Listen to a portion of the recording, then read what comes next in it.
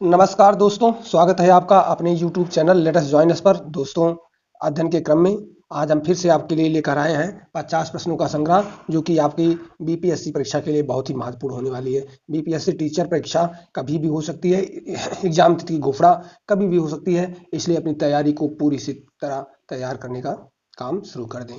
तो दोस्तों, आप लोगों से एक रिक्वेस्ट है कि हमारे इस चैनल को, जो एक छोटा सा चैनल है, इसे बड़ा करने में आप अपना सहयोग दें। सहयोग के लिए चैनल को सब्सक्राइब करें और वीडियो को लाइक और शेयर जरूर करें। तो शुरू करते हैं आज का प्रश्न। आज का पहला प्रश्न है, किनके नेतृत्व में हिंदुस्तान सोशलिस्ट रिपब्लिकन एसोसिएशन की स्थापना हुई थी?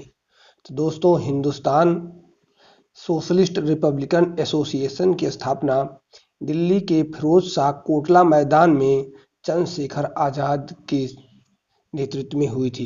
तो यहाँ पर विकल्प बी सही हो जाएगा। काकोरी ट्रेन डकैती कांड में किन क्रांतिकारियों को फांसी की सजा दी गई थी?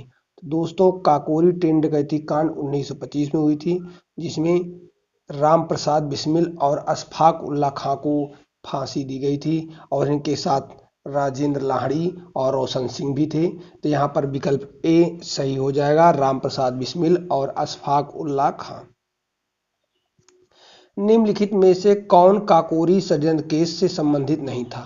तो दोस्तों, राम प्रसाद बिस्मिल, राजेंद्र लाहिड़ी, अशफाक उल्ला खां और रोशन सिंह, ये सभी लोग जो है काकोरी ट्रेन डकैती से संबंधित थे, जबकि सूर्यसेन चटगांव आर्मरी षड्यंत्र से संबंधित थे। यहाँ पर विकल्प डी सही हो जाएगा, सूर्यसेन।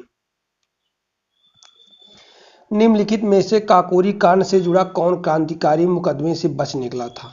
दोस्तों, चंद्रशेखर आजाद काकोरी ट्रेन डकैती से जुड़े क्रांतिकारी थे, जो कि पुलिस मुठभेड़ में शहीद हुए थे।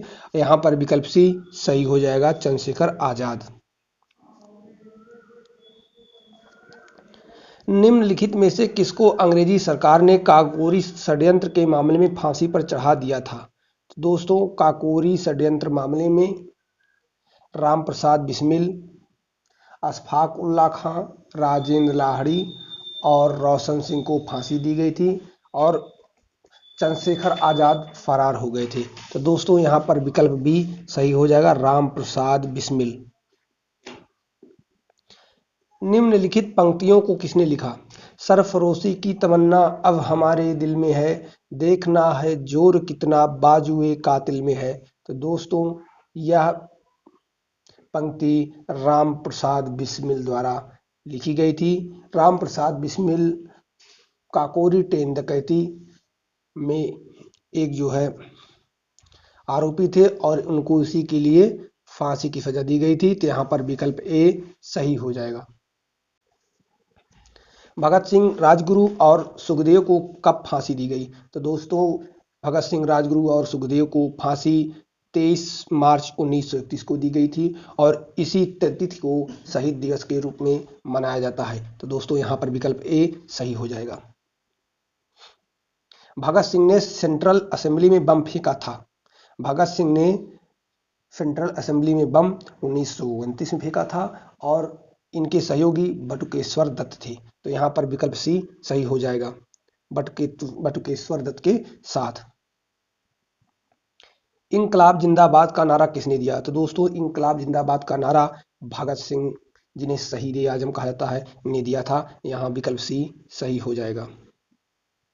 भारतीय स्वतंत्रता के लिए फांसी पाने वाले प्रथम रिकॉर्डेड मुस्लिम का नाम बताएं। तो दोस्तों, भारतीय स्वतंत्रता के लिए फांसी वाले प्रथम रिकॉर्डेड मुस्लिम अशफाक उल्ला खां थे।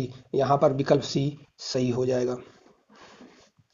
चिटगांव शस्त्र छापामारी की योजना बनाई गई थी। तो दोस्तों, चिटगांव या चटगांव शस्त्र छापामारी की योजना सूर्यसेन ने बनाई थी। यहाँ पर विकल्प ए सही हो जाएगा। निम्नलिखित में से कौन सा युग्म सही सुमेलित नहीं है?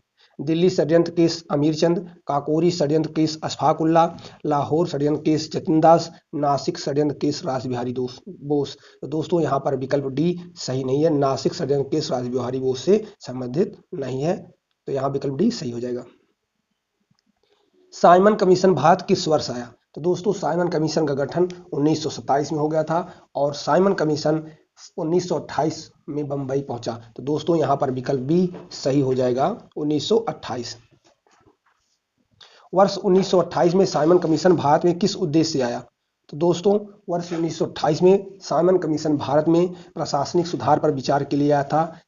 भारत शासन अधिनियम 1919 में यह कहा गया था कि इस अधिनियम की समीक्षा के लिए 10 वर्ष बाद एक आयोग का गठन किया जाएगा और उस आयोग की सिफारिश के आधार पर जो भी संशोधन होगा वो किए जाएंगे। तो दोस्तों यहाँ पर विकल्प ए हो जाएगा। और इसी साइमन कमीशन के विरोध में लाला लाजपत राय की लाठीचार्ज से मृत्यु हो जाती है और इसके विरोध का मुख्य कारण था साइमन कमीशन में एक भी सदस्य भारतीय नहीं था। तो दोस्तों यहाँ पर विकल्प ए सही हो जाएगा। नेहरू रिपोर्ट तैयार की थी। तो दोस्तों नेहरू रिपोर्ट मोतीलाल नेहरू ने तैयार की थी। यहाँ पर विकल्प ए सही हो जाएगा। कांग्रेस दल की उग्र शाखा ने, जिसके एक प्रमुख नेता जवाहरलाल नेहरू थे, इंडिपेंडेंस फॉर इंडिया लीग की स्थापना की। वह लीग किसके विरोध में स्थापित हुई? तो दोस्तों इंडिपेंडेंस फॉर इंडिया लीग की स्थापना नेहरू रिपोर्ट के विरोध में स्थापित की गई थी। तो दोस्तों यहाँ पर विकल्प सी सही हो जाएगा। भारतीय स्वतंत्रता संग्राम के दौरान निम्नलिखित में से किसने प्रस्तावित किया कि स्वराज को सभी प्रकार के विदेशी नियंत्रण से मुक्त संपूर्ण स्वतंत्रता के रूप में परिभाषित किया जाए? तो दोस्तों यहाँ पर भी सही हो जाएगा। मौलाना हसन मोहानी साहब ने कहा था कि स्वराज सभी प्रकार के विदेशी नियंत्रण से मुक्त होना चाहिए।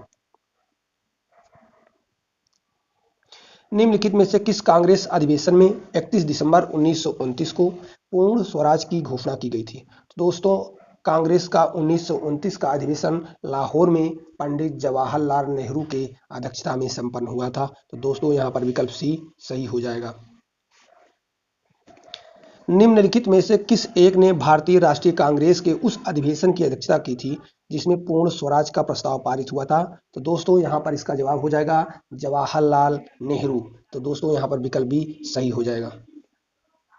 निम्नांकित में से कौन सा वर्ष 1929 में कांग्रेस के लाहौर अधिवेशन में पारित संकल्प में शामिल नहीं था? तो दोस्तों भारत की विदेश नीति की घोषणा, पूर्ण स्वराज के लक्ष्य की घोषणा, सविनय अवज्ञा आंदोलन प्रारंभ करने की तैयारी। दोस्तों यहाँ पर विकल्प डी इस अधिवेशन के संकल्प में नहीं शामिल था। यहाँ पर सही विकल्प हो जाएगा डी अस्पृश्यता का उन्मूलन। निम्नलिखित में से कौन सी एक अमेरिकी समाचार पत्रिका गांधी जी के दांडी मार्च के बारे में आरंभ में बहुत संशयात्मक थी, किंतु एक सप्ताह के भीतर ही उसने अपनी राय पूरी तरह से बदल ली और एक महात्मा और राजनेता के रूप में गांधी जी का अभिवादन किया? तो दोस्तों यहाँ पर विकल्प सी सही हो जाएगा। टाइम पत्रिका थी जिसने गांधी जी को शुरुआत में गलत और बाद में सही ठहराया। वर्ष 1930 में महात्मा गांधी ने सविनय अवज्ञा आंदोलन कहाँ से प्रारंभ किया था? तो दोस्तों महात्मा गांधी ने सविनय अवज्ञा आंदोलन का प्रारंभ दांडी से किया। कहाँ से दोस्तों? दांडी से। यहाँ पर विकल्प भी सही हो जाएगा। निम्नलिखित में से किसने गांधी जी के नमक आंदोलन में भाग लिया था? तो दोस्तों यहाँ पर सही विकल्प हो जाएगा राजकुमारी अमृत कौर। विकल्प बी सही हो जाएगा। इनमें से किसने अप्रैल 1930 में नमक कानून तोड़ने के लिए तंजौर तट पर एक अभियान संगठित किया? तो दोस्तों यहाँ पर विकल्प बी सही हो जाएगा सी राजगोपालाचारी। नमक सत्याग्रह के समय गांधी जी के गिरफ्तार हो जाने के बाद आंदोलन के नेता के रूप में उनका स्थान किसने लिया? तो दोस्तों उनका स्थान अबुल कलाम आजाद ने ले लिया। यहाँ पर विकल्प बी सही हो जाएगा। गढ़वाल रेजिमेंट के सैनिकों ने प्रदर्शनकारियों पर गोली चलाने से इनकार कर दिया था। तो दोस्तों यहाँ पर हो जाएगा खिलाफत आंदोलन में। खिलाफत आंदोलन के दौरान गढ़वाल रेजिमेंट के सैनिकों ने इन प्रदर्शनकारियों पर गोली चलाने से इनकार कर दिया था। तो दोस्तों विकल्प ए यहाँ पर सही हो जाएगा। वर्ष 1929 में खुदाई खिदमतगार को किसने संगठित किया था? तो दोस्तों खुदाई खिदमतगार, जिन्हें लाल कुर्ती आंदोलन भी कहा जाता है, इसकी शुरुआत अब्दुल गफ्फार खान ने किया था, जिन्हें सीमांत गांधी भी कहा जाता है। यहाँ पर विकल्प ए सही हो जाएगा। निम्नलिखित में से किसने गांधी इरविन समझौते में महात्मा गांधी के लाभ को सांत्वना पुरस्कार कहा था? तो दोस्तों एससी बोस ने कहा था, जिसका मतलब है सुभाष चंद्र बोस जी ने कहा था। यहाँ पर विकल्प ए सही हो जाएगा। गांधी इरविन समझौता हुआ था। तो दोस्तों गांधी इरविन समझौता 1930 को हुआ था। यहाँ पर विकल्प ए सही हो जाएगा। निम्नलिखित व्यक्तियों में किसने इरविन तथा गांधी को दो महात्मा कहा था? तो दोस्तों यहाँ पर सरोजनी नायडू, यहाँ पर विकल्प बी सही हो जाएगा, सरोजनी नायडू ने। निम्नलिखित में से किसने भारतीय राष्ट्रीय कांग्रेस के कराची अधिवेशन का सभापतित्व किया था? तो दोस्तों कराची अधिवेशन 1931 में हुआ था और इसी अधिवेशन में मूल अधिकार जैसे तत्व शामिल किए गए थे और इसकी अध्यक्षता सरदार वल्लभ भाई पटेल जी ने की थी। यहाँ पर विकल्प डी सही हो जाएगा। वर्ष 1931 में कांग्रेस के कराची संकल्प ने निम्नलिखित में से किस एक विषय का समर्थन किया था? पहला ऑप्शन, राज्य मुख्य उद्योगों और सेवाओं का स्वामित्व या उन पर नियंत्रण नहीं रखेगा। राज्य प्रमुख उद्योगों और सेवाओं को भारतीय व्यवसाय वर्गों को सौंप देगा। भारतीय व्यवसाय वर्ग को पूंजी का 50% निवेश करने की अनुमति राज्य द्वारा दी जाएगी। राज्य प्रमुख उद्योगों और सेवाओं का स्वामित्व या उन पर नियंत्रण रखेगा। तो दोस्तों यहाँ पर विकल्प डी सही हो जाएगा। निम्नलिखित में से किस भारतीय नेता ने लंदन में प्रथम गोलमेज कॉन्फ्रेंस में भाग लिया था? तो दोस्तों लंदन में प्रथम गोलमेज सम्मेलन में मोहम्मद अली ने भाग लिया था। तो यहाँ पर विकल्प ए सही हो जाएगा। लंदन में संपन्न हुए गोलमेज सम्मेलन में भारतीय ईसाइयों का प्रतिनिधित्व किसने किया था? तो दोस्तों लंदन में संपन्न गोलमेज सम्मेलन में भारतीय ईसाइयों का प्रतिनिधित्व केटी पाल ने किया था। तो दोस्तों इसका सही विकल्प हो जाएगा विकल्प डी। इनमें से किसने द्वितीय गोलमेज सम्मेलन में भाग नहीं लिया था? तो दोस्तों जवाहरलाल नेहरू यहाँ पर सही ऑप्शन हो जाएंगे। तो विकल्प डी सही हो जाएगा। महादेव देसाई, प्यारेलाल नैयर, मदन मोहन मालवीय आदि नेताओं ने द्वितीय गोलमेज सम्मेलन में भाग लिया था और यहाँ पर विकल्प डी सही हो जाएगा। महात्मा गांधी जब द्वितीय गोलमेज सभा में भाग लेने लंदन गए थे तो ठहरे थे। तो दोस्तों महात्मा गांधी किंग्सले हॉल में ठहरे थे। यहाँ पर विकल्प बी सही हो जाएगा। निम्न में से कौन सा गोलमेज सम्मेलन वर्ष 1932 में हुआ था? तो दोस्तों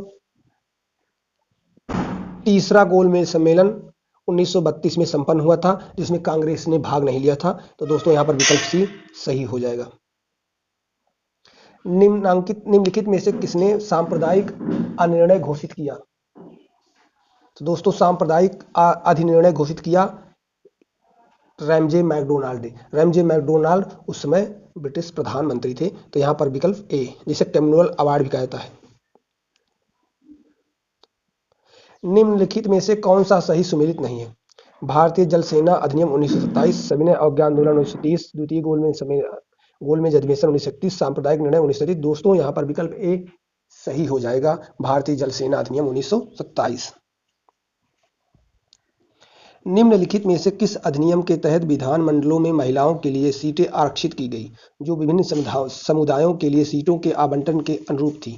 तो दोस्तों भारतीय परिषद अधिनियम 1909 में महिलाओं के लिए भी सीटें आरक्षित की गई। तो यहाँ पर विकल्प भी सही हो जाएगा।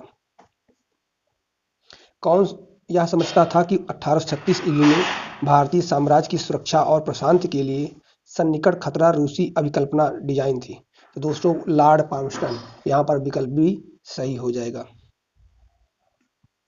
1932 में पूना पैक्ट के बाद हरिजन सेवक संघ की स्थापना हुई, इसके अध्यक्ष थे? तो दोस्तों हरिजन सेवक संघ की स्थापना महात्मा गांधी जी द्वारा की गई थी और इसके अध्यक्ष घनश्याम दास बिड़ला थे। तो दोस्तों यहाँ पर विकल्प भी सही हो जाएगा।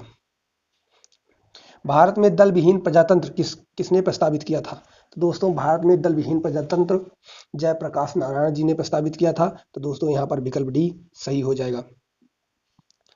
भारत द्वितीय विश्व युद्ध में किस तारीख को शामिल हुआ? दोस्तों 5 सितंबर 1939 को भारत द्वितीय विश्व युद्ध में शामिल हो गया। यहाँ पर विकल्प ए सही हो जाएगा। अगस्त प्रस्ताव कब पारित किया गया था? तो दोस्तों अगस्त प्रस्ताव 8 अगस्त 1940 को पारित किया गया था। तो दोस्तों यहाँ पर विकल्प सी सही हो जाएगा।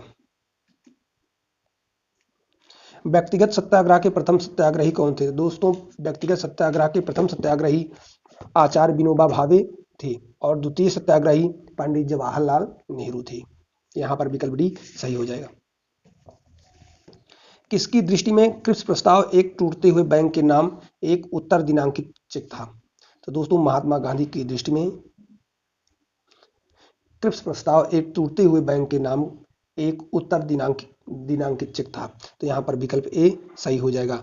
आज का अंतिम और सबसे महत्वपूर्ण प्रश्न, निम्नलिखित में से कौन क्रिप्स मिशन के साथ कांग्रेस के आधिकारिक वार्ताकार थे? तो दोस्तों कांग्रेस के आधिकारिक वार्ताकार पंडित जवाहरलाल नेहरू एवं मौलाना आजाद थे। यहाँ पर विकल्प सी सही हो जाएगा। तो दोस्तों यहाँ पर विकल्प सी सही हो जाएगा। तो दोस्तों ये आज के 50 प्रश्न थे जो कि एग्जाम की दृष्टि से बहुत ही महत्वपूर्ण थे। दोस्तों आगे भी ऐसे ही आता रहेगा, बस आपके सहयोग की जरूरत है। तो मिलते हैं किसी और वीडियो में, तब तक के लिए जय हिंद,